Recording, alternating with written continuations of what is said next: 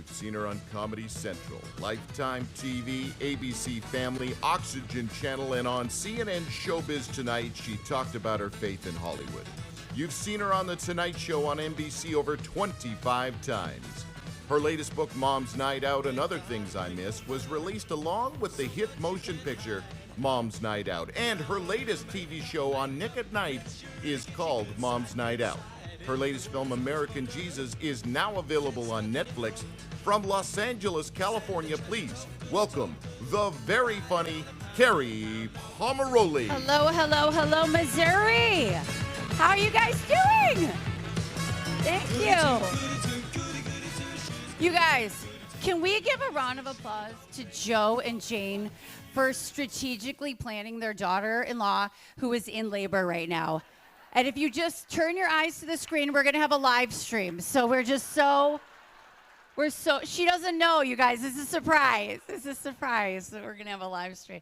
How Hollywood of you, Joe. That is so let's see if she has a baby or I end my act first. You guys want to start like the betting pools and we can make that 7% fundraising. There's Catholics here. We can gamble. It's fine. Right, Father? Just give 10% back to the church. We're fine. I do want to give homage to I'm a Detroit Irish Catholic girl, so I know I got my Catholics in the house. Fish fry tomorrow night, people. Fish fry. I know. I wish I was staying in town. That's big business. That is big. Yes. If we add bingo, we can definitely raise that 7% for the. But so I don't live in Michigan anymore. I live in Sodom and Gomorrah, California. I'm one of the 4 Christians working in Hollywood. We had a meeting. 6 people showed up, but we like to judge, so we voted 2 off. And we were like, not today, Kanye. So just take Diddy with you. And that joke's worth it for the 4 people that got it. And you got it. I can tell you're going to laugh at all my dysfunctional stuff, sir. I like you. Put the weirdos in the front. It's fine. But I'm so excited. And who knows Jane? I got to meet Jane today. Raise your hand if you've ever met Jane and you've had an experience. She is so perfect for this job. She took me through like a sample coaching, and she's got that voice that you want to have on like the Calm app that like puts you to sleep. Do you guys know what I'm talking about? She's so good at coaching. I was crying. I just want to get pregnant again. I really do. I didn't get her the first 2 times.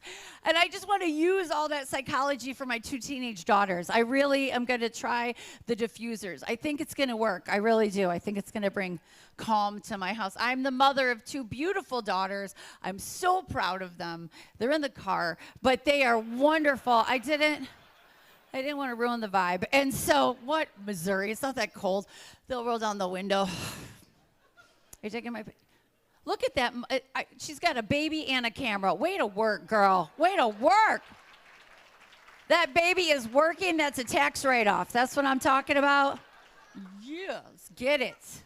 I did that because I majored in musical theater, and I'm always kicking because that costs $40,000.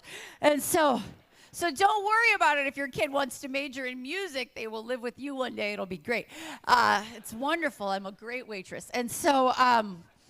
But I'm you guys, I've been telling that joke as a mother about leaving my kids in the car, and now I'm getting older, and they always have some, like, Gen Z come up to me, like some 20-year-old. She's like, you can't leave your kids in the car, you'll go to prison. And I was like, look, Amber, I know that now.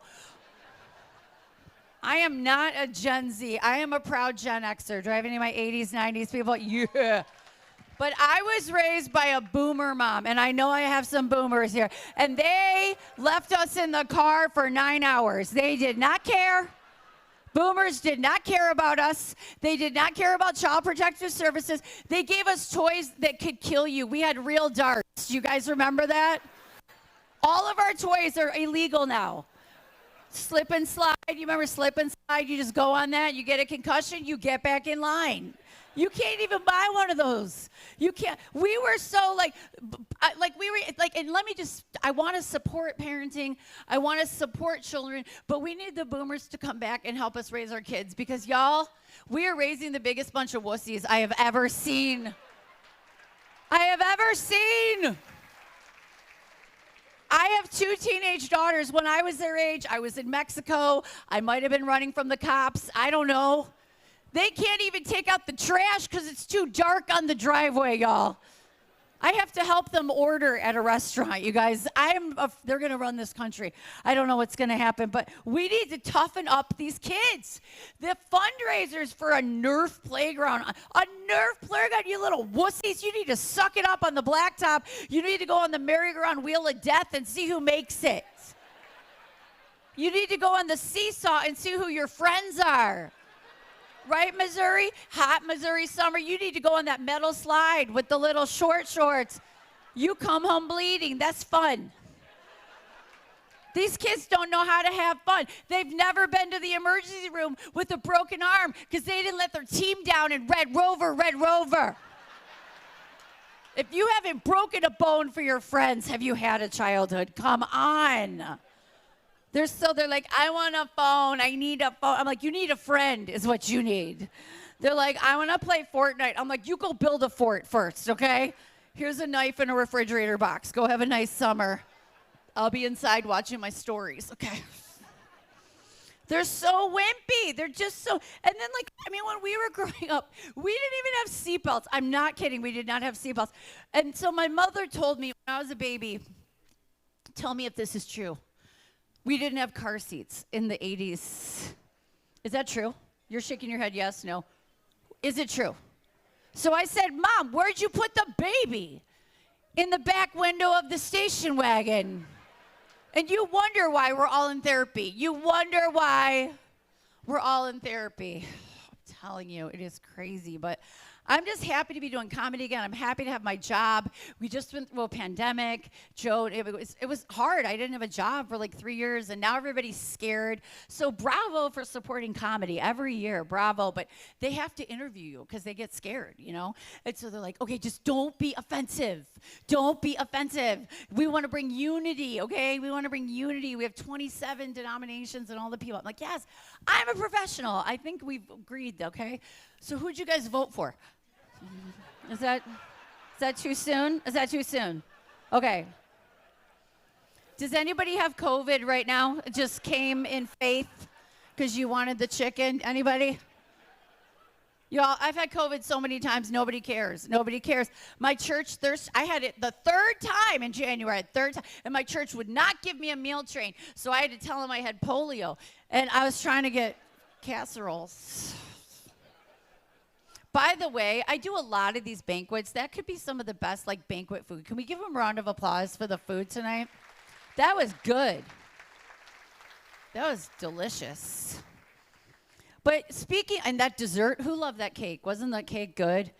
Y'all better eat up because RFK is coming for your sugar, okay? You better eat that cake while it's still a free country. I don't know how many days we have left. I don't know. We got to go to Canada and get our candy. That's what's going to happen. We're going to have road trips. And we can't eat the candy in Canada. I was just there, and they don't have chemicals, and their candy tastes like broken dreams, okay? I had some of their gummies. They were called Canadian Bacon Gummies, CBD. And they make you hungry. I'm not doing it. And I don't want to do political comedy, so don't worry, I don't want to get shot. But I need to talk about these tariffs. We need to leave China out of it because they can't have my Temu, okay? They can't have my Temu. I need Temu in my life, you guys. I am a single mother, and no one loves me the way Temu does. Temu is always there for me. Temu is like, we saw you looking at that shirt. It's free. Just spin the wheel. It's free. It's free. It's all my addictions, gambling, shopping, the whole thing. It's all together.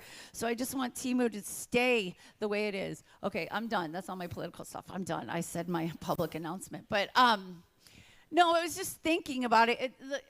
So I lived in Los Angeles. I went from Michigan to Los Angeles, and I lived there for 20 years. And so during the pandemic, I was living right in Los Angeles, and it was a crazy time to be, just crazy. And I was thinking how you have all these denominations and places of worship represented, and I love that. When we were going through the pandemic, this is a true story, and it's why I moved out of Los Angeles, they shut down the churches because they viewed them non-essential. But praise God, they kept the strip clubs open. And that's what I'm talking about, Los Angeles. And so I had to tell my pastor, listen, we need to think outside the box. We need to have church at the strip club because, hear me out, fundraising, these people tithe in cash, okay? So if we want to reach the lost, just consider your next fundraiser. I'm just saying. And my pastor, he was all for it. He was like, yes, and he was just at the club. I love what you're doing, Chocolate Thunder. I love it. I love it. We want you for the dance team. We want you for the dance team. Just some of you are like, I never thought of that. We'll get that 7% so fast. So I left Los Angeles after the pandemic, and I moved up to Northern California, and I live in a little town. It's by Folsom, California, and we have deers and chickens, and it's so, like, country, and they are not like people from LA. They talk to you, and it's so weird, you guys. I know you guys talk to each other in the Midwest, but we don't do that in LA unless you want money, okay? And so this guy comes up to me at the gas station. He's like, I like your car. I'm like, you can't have it, you know? And so I'm at the grocery store the other day, and this girl comes up to my car, and she's probably like 19, really cute, and I know what's going to happen. She's going to tell me some sob story how she needs $20, right? You know, I don't think they do that here, but people just come right up to your car, and they have a sad story, and they want money, right? So I'm already mad, and this girl comes up to my car. She's like, hey, and I'm like, hey. She's like, listen, I just saw your hair, and I want to say something, slay girl, slay, because you look amazing today. And I was like, do you want money? And she's like, no. And I was like, that is the nicest thing that anyone, and I gave her like $100, you know, and I was like, take my purse, slay girl, slay, you know. I don't understand what they mean when they speak like that, but whatever, fire, Riz, all the things. And so, and then I was like, why are you being so nice to me? And she's like, it's a TikTok challenge, be nice to old people. No, do not clap for that. Why are you clapping? I am not old. Gen Z's out ruining it. I'm a proud Gen Xer. We gotta go back to our original values. I know our parents didn't care about us and everything, but that made us strong. My kids are like, what do you mean your parents? I'm like, it was bad back in my day. When you tell me I'm wrong, this is how feral my generation was. At 10 o'clock at night, every night, the news had to come on and ask our parents a question. Do you know where your children are? Nope, they did not. They did not. We were out looking at dead bodies, okay? That's what we were doing. And my California kids, it's so bad, okay? Like, they don't have snow days. They have, like, fog days. It's terrible. And you guys have snow days here, right? When your kids don't have to go to school. Well, now they get a text message, right? Now the kids get a text message when they just get a text message. You don't even work for it. Do you remember when we were kids and we had snow days? You had to get up at 5 o'clock in the morning and watch the TV like it was the NBA draft, right? You're just looking for your school. You're just looking for your school. At our recesses, we didn't have these teachers that were micromanaging. Our recesses were survival. Our teachers were behind the school smoking Virginia Slims. They did not care. They did not, right? They did. You're like smoking. I know, I'm just offending anyone under 25. They're like, yes, we smoke, people smoke. It was crazy. But I am who I am because of my mother. I think they're watching. I want to give a shout out. Today is my Italian Catholic dad's 86th birthday. So he's out there. Yes. Yes. I am who I am because I had boomer parents. They have gotten me out of situations. I was in a car accident in Michigan, actually, June 12th this past year, 24. I was in a car accident. I was driving my rental car, and a pickup truck hit me, and by the grace of God, I was okay. But I got hit from the side of my car, glass everywhere, a little bit of a rib cage injury, a little bit of maybe a concussion. I got knocked out. It was bad. Not knocked unconscious, but it was like knocked, very serious. So the car is totaled, and this is June 12th, 3 p.m. on a Friday. At 6 p.m. on June 12th, I was on stage doing comedy. Why? Jesus, yes. Secondly, I called my boomer mom and I told her the whole story. And she said, are you dead? And I said, no. She said, walk it off and go to work, okay? She said, put some Vicks Vapor Rub on it and you'll be fine. Why did they think Vicks Vapor Rub could cure cancer? Like someone, Vicks Vapor Rub and chicken noodle soup, okay? I don't even know what those squares were. RFK is gonna take everything from our childhood. He's gonna take Pop-Tarts. He's gonna take those Flintstone little sugar pills that our parents used to give us and just jump to school and all the teachers like, she has ADD. I'm like, no, we ate Twinkies for breakfast, okay? That was like a healthy... Our whole childhood is over. Just the lunchbox and all the teachers are like, you have ADD. I'm like, no, it's my mom didn't breastfeed me and that's why we fight, you know? And so, and before you send me letters, both my children were breastfed, okay? Not by me, but whatever. If I came to your center, would you have a service for that? Is there... I mean, you gave somebody a car. I'm just saying, you give some little breastfeeding volunteers, whatever. I'm just full of ideas tonight for you. I'm just throwing, as the Lord gives them to me. Just, they're fiery, though. They're a fiery couple. And they're all about, like, the Holy Spirit, and he's a fiery Catholic. And I think you're a Catholicostal, is what I think you are. That's my dad is. My dad, he'll pray it down for anybody. They live down in Georgia now. My mother's a Southern Presbyterian Christian. She's more Christian than all of you. She definitely is because she's very, and I love going to her church. They don't move. We call them the Frozen Chosen. And love to do comedy there because they laugh on the inside. And so it's delightful. It's just fun. Are you laughing because you know Presbyterians? And we might, do we have any of my Jewish people? Or any of my Jewish people? Yeah, where are you? Raise your hand. Yeah, that's right. See, I could see you because I used to have ministry when I was single, JFK, Jews for Kerri, and because I love Jewish men. I really do because they all have 401k plans and they love their mothers. And so I was really looking for that. And I just have to be, and I was Catholic. My Jewish boyfriends, I'm like, give them the Bible, read part 2, it gets better. It's like Godfather, you know. And I would always be like, we have bacon, but you know. I think that's one of our best evangelical tools is ham. Join us.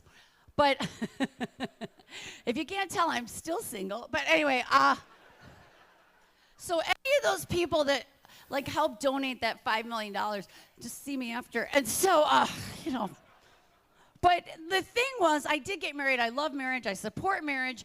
I just married a comedian with the wrong reasons, love. And I don't support marrying for love.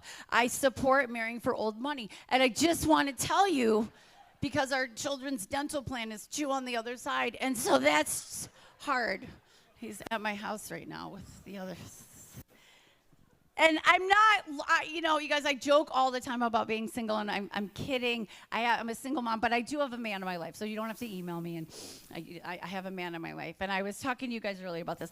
I have a wonderful man in my life, and he's a dentist, actually. So I didn't tell you this earlier. I met a dentist. Yes, love. Yes, be in love with the dentist. We've been together for 4 years. And seriously, I don't know about you, but my man, he is so romantic. I see him every 6 months on the dot at his office. We have a date, and he sends me postcards, and it's so sweet that he signs them, you know, he signs them. He's like, I miss you, you know, and I go there, and he's so conservative, and he's so Christian. He's never kissed me, but he always leans in every time. He's going to do it. He's going to do it. He's going to take the mask off because he's a masker. And so I just want a man who can prescribe. All the old people got that joke. Like, don't you want a good dancer? No, I do not. I want a man with a pension who doesn't snore. That's what I'm looking for. I think there needs to be a dating app for people that are like, what are your food allergies and what do you watch on Netflix? Because really, does anything else matter? I mean, really, I'm telling you. And it's a sad story. I don't have a boyfriend. But I do have Netflix and a heating pad. I really feel fulfilled. I really do. I've tried the online dating thing in my 20s, and I was bad because I was honest. You should never be honest with online dating. They're like, where do you want to go on your first date? And I was like, well, if we met online, then I want to go to the police station to get fingerprinted. And the only men that would write me were still in prison. And so, but back then I was like judgy. I don't want to date a guy who's locked up. But now I'm more open because I think he would be good at crafts. And so, and he would have plenty of time to read his Bible. So I just hang out when they're exiting the prison. I'm like, were you in for insider trading? You know, I just want to be like open to what the Lord might have for me. And so some of you are so scared and you're going to about go check the parking lot for my kids, but it's fine. I have 2 beautiful teenage daughters. You guys, anybody remember having a teenager in their house? Or just the joy. Joy. Joy. We never fight when they're sleeping. We never fight between the hours of midnight and 7. And some of you have small children, and God bless the small children. You barely got out of the house tonight. So if you have small children, God bless you. I mean, some of you haven't taken a shower by yourself for more than minutes, and there's little Freddy Krueger outside the shower like, what are you doing? What are you doing? You know, and yeah, I get it. You've been watching Dora the Explorer, and then your kid leaves the room, and you have to watch the end of the episode to make sure Dora makes it to her destination. And I get it. But I'm excited. I love what we're supporting tonight. If you buy, and by the way, I got this beautiful necklace from the origami jeweler out there. So make sure you go. Do you know 100% of the proceeds of her sales are going to support the center tonight? 100% of the proceeds. That's amazing. And if you go to my table, 100% of the proceeds are going to the charity Feed the Children. My children. And they need so much dental work. And so, Mommy married a comedian. People are like, what was that like being married to a comedian? My kids were like, ask the cops, And so, but anyways, I brought some things with me. I love, one of my hobbies is catching my mom in sin, if she's watching. And so she was down in Georgia. They live in Georgia now. And she was talking to her friend about her friend's issues, and I busted her. And I was like, Mama, you can't talk about issues. She said, that's where you're wrong, because I'm a Christian, and Christians don't have issues. We have prayer requests, okay? We have prayer request. So this shirt, and I said, Mama, that's wrong. You need therapy, Mama. And she said, no, I don't. I have my small group, okay? So if any of you know what a small group is. And so basically I said, because what happens at small groups stays in the church newsletter. And so, and if you don't know about that newsletter, you're in it. And so, yeah, sir. I see you back there. And so this shirt is for all the people that have ever gone to small group. And it says a prayer. It's a prayer meeting. And it says, Dear Lord, help Sister Mary with her secret drinking problem. And then it says, it's not gossip if your head is bowed. Okay? Yes. Who needs it? I'll give you a shirt later. Raise your hand. Raise your hand. I see you in the very back. Yeah, I see you back there. Like, yeah, you girl. You struggling with some gossip tonight? You want? Yeah, bring it. That table, that's where they put you in the back, huh? Because they can't trust you guys. So I've been doing comedy for a long time, and I deal with a lot of priests and pastors, and they always want to know what's your favorite chapter in the Bible when I do churches. And I do casinos and secular shows, but if I go to a church, they're like, have you read Proverbs 31? It's a chapter in the Bible. Has anyone ever heard of it? Okay, so it's about God's view of women, right? And it talks about this beautiful woman. You probably know it, Father. Okay, and so it talks about God's view of women, right? I read the whole thing, and let me just tell you, it didn't speak to me at all, Missouri. I do not rise early. It says she rises early. I do not plow. It says she plows. It says her children rise and call her blessed. I've been called a lot of things by my children. And it says she gathers her food from afar. I was like, that is DoorDash, okay? That is not, I am not a Proverbs 31 woman. Ever, never. I told God, I'm sorry that you didn't, I am not a Proverbs 31 woman. So I had to make up my own chapter. It's in my version of the Bible. And so it's called Proverbs 32 woman. She rises late and her kids make her breakfast, okay? So that's, yes. Yeah, I'm going to give that to you. I like you. You laugh at my stuff. Are you a mom? Yeah. How many kids? 3 kids. You look good, girl. 3 kids. Yes.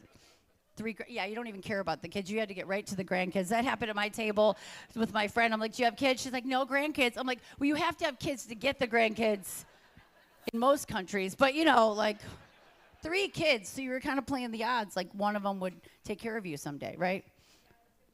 The last one. Well, good thing you didn't quit. That's really good.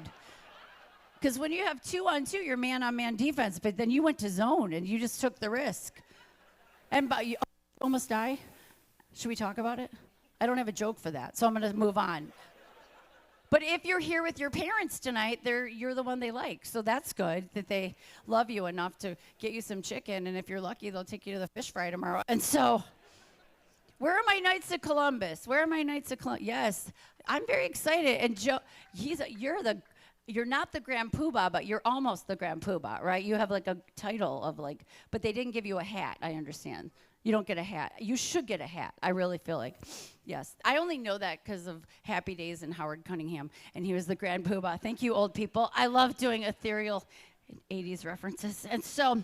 I wrote some books, and they're funny, and the publishers are like, you can't write a funny book unless you put scripture in it. Now, I love scripture. You're going to love this, Father. Okay, so anyway, I love the Bible. I love the Bible stories. And so when Abraham went up the mountain, and he took his son, here's some Bible trivia. Do you remember this story? Who knows the story? What was his son's name? Isaac. And what did God do in this very suspenseful chapter of the Old Testament? God said, kill your son. If you haven't read it, you should check it out. Okay, so there's this chapter in the Bible, and Abraham goes up the mountain. He's going to kill his son. He ties him up, and then God said, don't do it. And then the chapter ends. But if you read my books, you can read about the walk down the mountain, okay? Because Isaac had a lot to say when he came home. I think that's in one of those Saints books that should have been. And his mom's like, how was your camping trip? He's like, I hate Boy Scouts. And really, I hate it. I want to play soccer. I'm sorry to, I know there's a lot of scouts here, but I'm just saying, whatever you got to do. And so, you know, I mean, I read the Bible differently. I really do. I know that Peter walked on water. I read that chapter. It's awesome. But in my mind, I'm thinking, what if there was a disciple and he tried to walk on water, but he sank? His name was Jerry, you know, and he had too many fishes and loaves. And Jesus was like, get back in the boat. And so... or like the Bible story about Mary and Martha. Do you know that one? When Jesus came to their house and they had a party, and Mary's the one that they get all the books about, and Mary sat at the feet of Jesus, and Mary was the good sister. Well, I like Martha because she made all the snacks, okay? Martha made a cheese board for our Savior. And if you think Martha didn't get a bad rap, you would like my books. Okay, so these are funny books, and they're devotionals, and they're called She Rises Late and Her Kids Make Her Breakfast, and Confessions of the Proverbs 32 Woman. And I have a DVD, and for those of you that don't know what that is, there's also a digital download, okay? And I have a luggage tag that says, I love not camping. And so if you buy this particular package, you will go straight to heaven. And so I'm 26 out of those 27 parishes. But I do want to honor my Italian dad. He just had a birthday, and he's super Italian. We call him Rocco Pomarolli. If you're watching, Dad, I love you. And he's so Italian. But we got him Ancestry.com for Christmas, like Ancestry, right? You guys know that they test your ancestry. We couldn't give him the results because he was going to freak out when he found out we're Norwegian, you guys, like legit. But I love my dad, and you got to raise your kids the way I was raised, with good Italian Catholic values. Guilt and intimidation, you got to raise them with the fear of hell. That's how you got to raise them. And so before we left the house, my dad just had 3 rules. If you have a Catholic father, 3 rules. 1, you drink, you die. 2, you do drugs, you die. 3, you kiss a boy, not only will you die, you will burn in the eternal fires of hell forever and ever and ever. Now, preschool's going to be great, okay?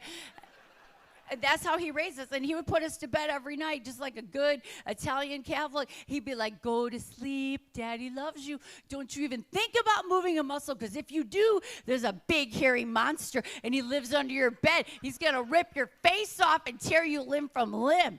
And I was like, oh, you don't believe me? What do you think happened to your brother? You don't have one, do you?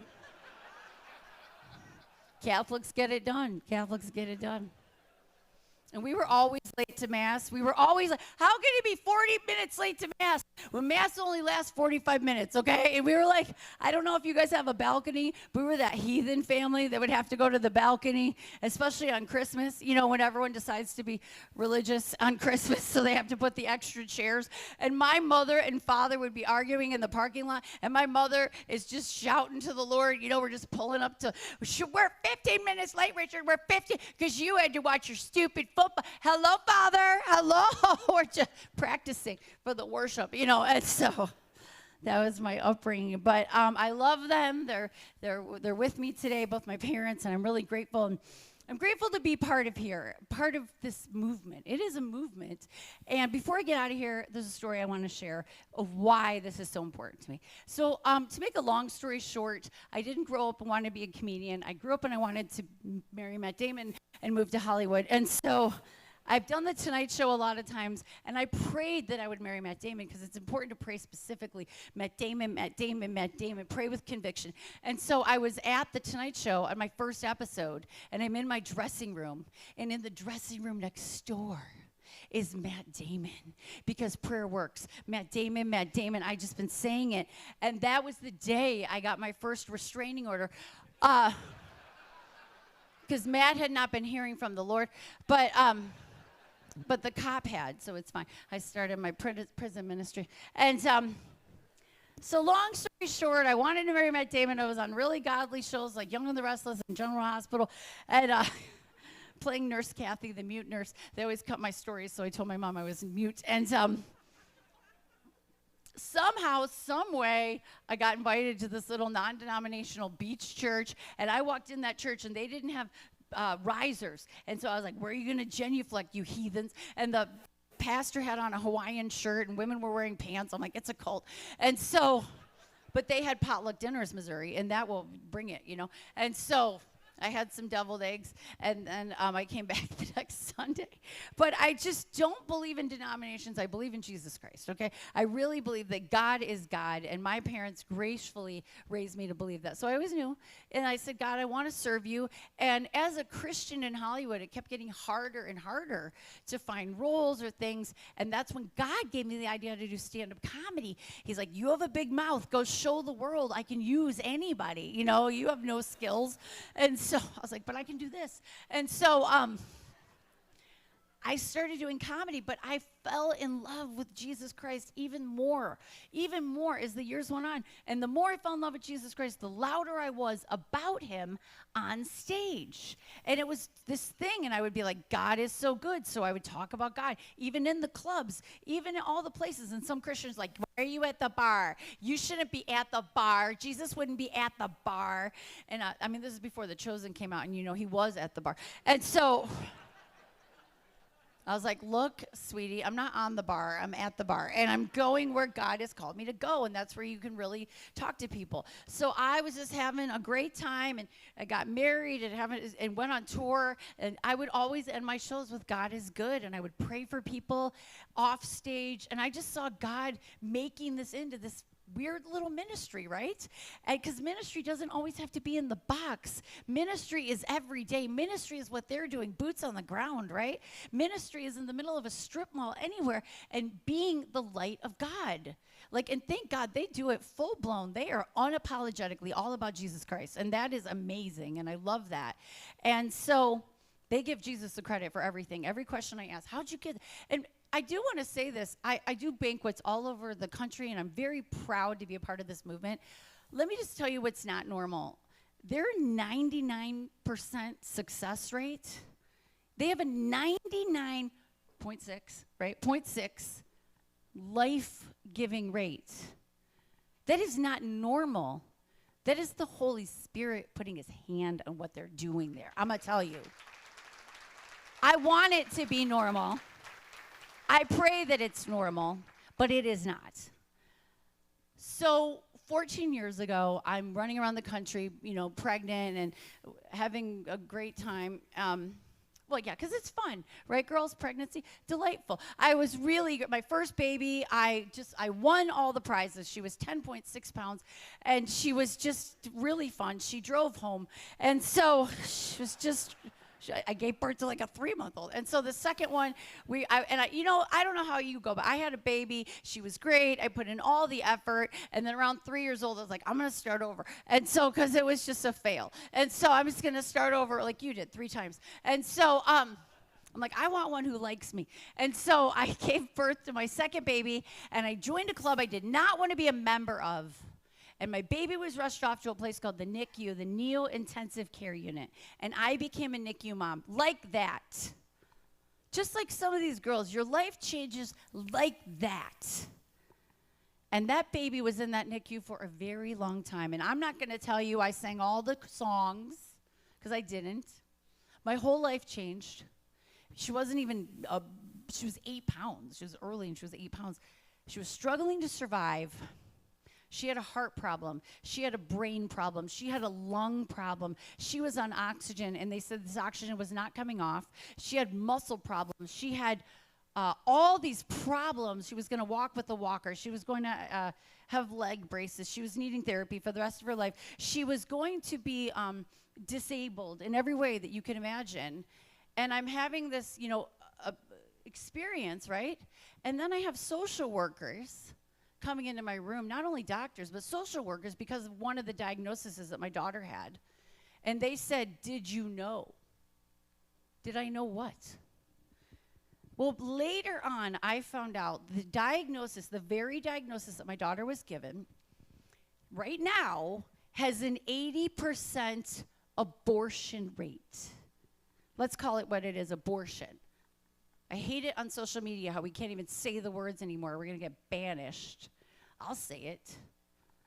80% abortion. Where does it stop? So 80% of children that are discovered in the mother's womb that have the same diagnosis that my baby did are told to the mothers, this child is not worth living. This child is not worthy. I never looked it up. I never thought anything about it. It was told to me later. It never would have occurred to me to change my mind. So as this child was continuing to struggle, I didn't have some miraculous revelation from God, but what I could hear is a very strong voice somewhere deep inside me, and it wasn't the voice of God, because I was going around saying God is good, right? God is good. And there was a very strong force that wanted to stop me, and that was the voice of the enemy. And that very same moment, my mom calls me, around that same time, and she was diagnosed with breast cancer for the 3rd time. And something out there was saying, I don't want you doing the work that you're doing. And I'm going to do everything I can to shut you up, to close you down, to make sure that you're not doing what God has called you to do. And I'm going to give your kid every incurable thing in the book. What she was diagnosed with, there was no cure. I couldn't even find it on YouTube. And if a tree falls in the forest and it's not on YouTube, it didn't happen, right? So sometimes the enemy comes so hard. I had faith, man. I had faith. I've seen people get healed. I'd seen miracles. He thought he could go 2 steps higher, because the enemy, he'll try to come and go 2 steps higher. I had something that I'm so grateful for. I had friends. I had people, just like the people at this center, speak into my motherhood life. I didn't have the words. I didn't have the thoughts. All I had was tears. And my friends, there's a million people out there that said, we're so sorry for you. Just like an unplanned pregnancy. I can only imagine how many times you hear, I'm so sorry. But what I was looking for is somebody to say, I will pray with you, and I will have hope for this child, because this child matters. This child has hope and a future, and they took it right out of the Bible. That's what my friends did, and my family that are watching right now. And I'm going to tell you something. Those words of encouragement, those words from those life coaches, those words to a mother like me that was struggling to understand how bad this situation was going to be and all the predictions, They just spoke hope. And because they spoke hope, I was able to pray again. And I got down on my knees. And you know when you're on your knees and you're doing that ugly cry, has anyone ever done the ugly cry? And you have some kind of song on, some sad song. And I'm like, God, where are you? And I was on my bedroom floor. And I was like, I can't see you, God. And then I found candy under my bed, you know. I was like, you see me, you know. And so because of those friends that were praying for me, because people lifted me up with hope, I was able to get back up off that bedroom. And I was like, devil, you are not going to win, because I am a mother and I know the word of God and I know my power and I am a weapon of mass destruction. I am awake now and I'm going to go back in that hospital and I'm going to have hope and I'm going to win this and I'm going to pray for everybody and I'm going to pray for all the babies. And I walked back in that hospital and I prayed for this boy in the lobby of the hospital, and he's like, I'm not sick. I'm like, you don't even know what you would have had if I didn't pray for you. I am a Christian avenger. I'm always kicking, you know, and so I had hope because people had hope and spoke hope over me, and I was able to walk this out. So when they went to do the heart surgery for my baby, because when we show up, God shows up bigger, right? We don't know the day or the hour. We show up and they go to do the heart surgery. They didn't have to do the heart surgery because God touched my daughter's heart and it was healed, okay? Healed, no heart surgery. So yeah, you can clap for Jesus. Way to go, Missouri. We still believe. And so, quick, I'm going to wrap this up. So they sent her home with the oxygen. They sent her home with the therapies. They sent her home. She's never going to go to school like the other kids. She's never going to dance like the other kids. And you guys, I really wanted her to dance because her sister sucked, you know. And so I was just like, it's true. And so, you've tried so hard. And so, they send her home with the oxygen. They send her home with the statistics. They send her home with how bad it's going to be. How she's never going to play with the other kids. She's never going to do the things the other kids are going to do. And I just had to hold on to hope that God said different. I had to just hold on to hope that my mom was going to recover from that cancer. And I'm going to tell you, my God is big, because she is still with us 14 years later. She's cancer-free. She's been cancer-free for 14 years. Now listen. I know that we all fight battles. And I know, like he stood up here, we don't win every single battle. We are at war. They are at war. We are at war to save lives. We are at war to pray. We are at war. I'm not going to sit here and glorify all the times that I prayed and it didn't go my way. My dad and my Father in heaven is just like my boomer mom. He's like, are you awake? Yes. Are you alive? Yes. Then walk and pray. Walk and pray, because you need to get up and fight, you little pit bull, okay? You scrappy little Italian from Detroit. You fight because you are a mother. And that's what they say to these girls. I can only imagine of how empowered they must feel to have somebody look them straight in the eye and say, you are a mother. Like Jane told me, like right now. You're a mom right now. They may not understand that in that moment, right?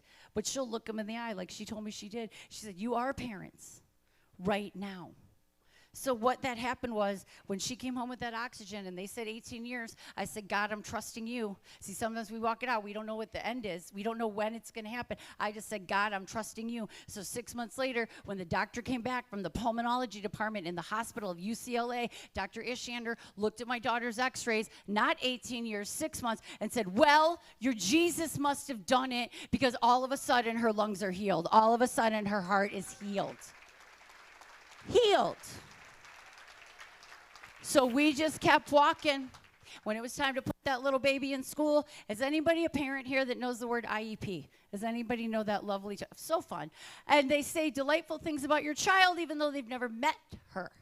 They said she can't go to regular school, she won't make it. That's what they said. She won't make it 15 minutes, regular school. I said, I'm not sending her to regular school, I'm sending her to Christian school. And this school in the middle of Los Angeles said, we don't have special education, we don't have special therapy, we will take her, we'll do the best we can, but we promise you we will love her and we will educate her, and we're going to trust God.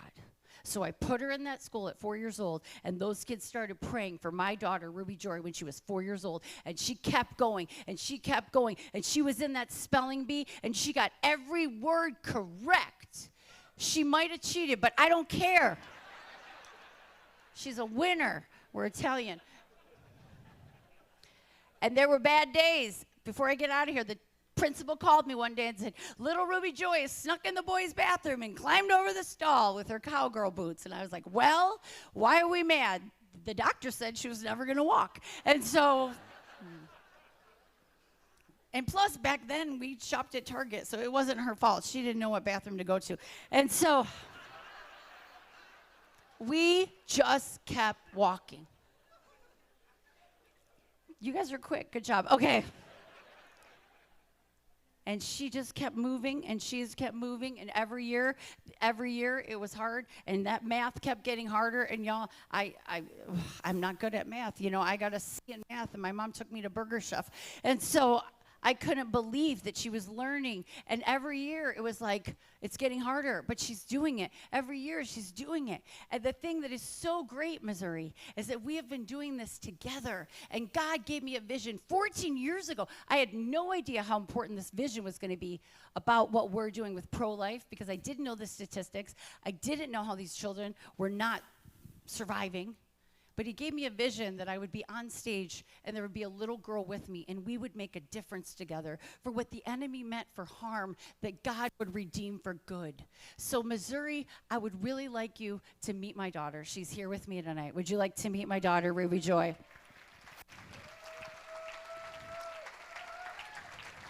You took the sparkles off. Smile. Oh, look at every...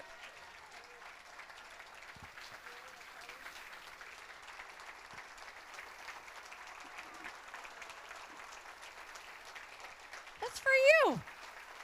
Thank you. That's for you. You took the sparkles off. You took your sparkle jacket off. You're 14. Itchy. It was itchy. I don't care. It was adorable. We're fighting over wardrobe. So Ruby Joy and I are here to put a name to the fight. I've got skin in the game, man. I've got skin in this game. And you guys are winning here in Missouri. You are winning this war, you guys. You're winning. And so, Ruby, okay, this is my favorite part. Okay, so what grade are you in? I'm in 8th grade. Okay, Ruby, you're in 8th grade. You're not in any special education. You're not in any special help, right? What grades are you getting? All A's. What? Boom. Boom. All A's, baby. All A's. Yeah. And what's your favorite subject? Math. What? You know why? Because she's half Asian. And so... that's not racist, that's fact. She's smarter. What are you? What nationality are you? What? You want to tell them? Korean, Irish, yeah, what?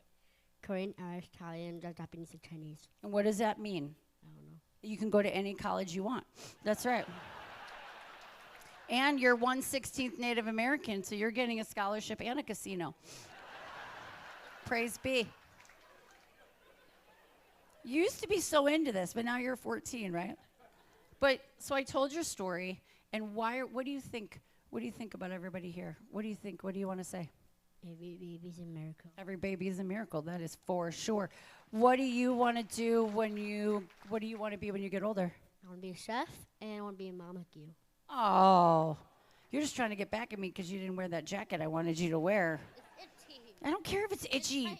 It doesn't matter. We're in front of people. This is itchy and this is tight, but I wore it. So, do you have anything else you want to? When I taught you how to speak, when they said she wasn't going to speak or all that well, right? What did you learn how to say? I would say Ruby is what? Miracle? Ruby is a miracle. You guys, every baby that comes through those doors is a miracle, okay? And I want to be part of this. And they're the ones that they're the boots on the ground, man. They're doing it. And I can be obnoxious and ask you guys to give so much money. I'm leaving tomorrow, so I'm willing to be offensive and ask you. There's credit cards, right? They can give with credit cards? And how do they do that? In the program? Okay, fantastic. And if you don't know how to do the electronic, my 14-year-old can teach you, because she taught me how to use a QR code. Yes. So you want to go sit back down? Okay, cool. You guys, thank you so much.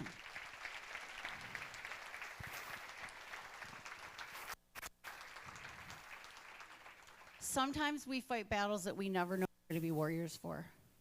And now I want in. I want in on what's going on. I want in. I will not shut up about this. And I want every center across America to be doing what this center is doing. They're doing it in very unique ways that I've never experienced. The coaching, that's not happening everywhere. I want it to be, but I'm just grateful to be here tonight. And before I get out of here, I just want to say one last thing about parenting, which is so important. You can't let them win. And that's what we need to remember, because my teenage daughter last week found my diary, and she found it, and people, we didn't know. Why would we write it down? We are not going to jail because we don't have Facebook, but I wrote everything down. Yeah, I should have just gone to confession, Father, but no, I had to write it down. And then my daughter, you can't let him win. And she looked at me, this is the older one, like she won. I said, that's right. That's every terrible thing that your mother has ever done. It's right there. Read it. Read it. But you can't because it's in cursive. You guys, thank you so much for sharing your night with me. Give a round of applause. God bless you. God bless you. Thank you so much.